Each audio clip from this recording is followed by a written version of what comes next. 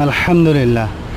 রাস্তায় বা যে কোনো জায়গায় বিপদ হলে অসাধু ব্যবসায়ীদেরকে বা অসাধু দোকানদার বা অসাধু মানুষদেরকে চিনার একমাত্র উপায়।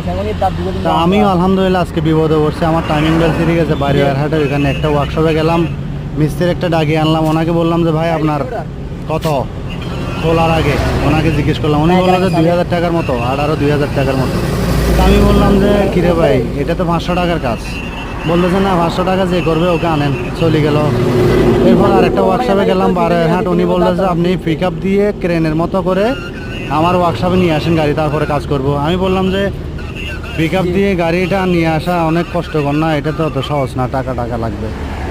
উনি পিক আপ দিয়ে আনতে হবে ওনার ওয়ার্কশপে, না হলে করবে না। এমন অবস্থায় আমি আমাদের সীতাকুণ্ড এই যে ওয়ার্কশপ আছে, ওনার নাম মোহাম্মদ রিয়াদ, অত্যন্ত ভালো মন মানসিকতা ছিল। আমাদের সীতাকুণ্ডতে যত ওয়ার্কশপ আছে সবাই ভালো আলহামদুলিল্লাহ, কেউ খারাপ এরকম বলতে পারবো না। তো আলহামদুলিল্লাহ কী করলাম, ওনাকে ফোন দিলাম। উনি বললো যে ভাই আমি লোক পাঠা দিচ্ছি।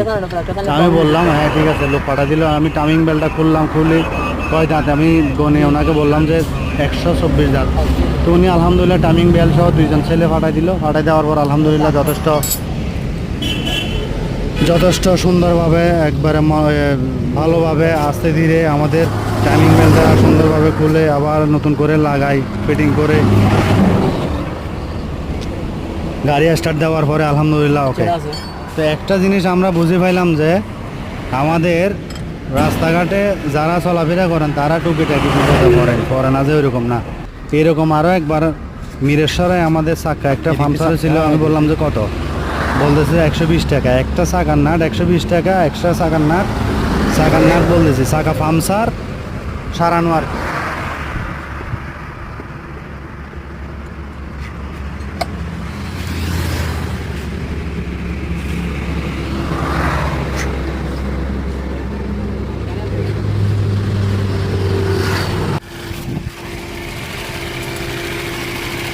এইটা হচ্ছে টাইমিং বেল এখানে থাকবে। আলহামদুলিল্লাহ মোটামুটি লাগানো শেষ।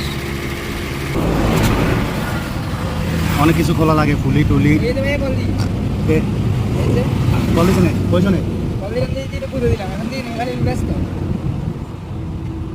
ব্যস্ত লোক।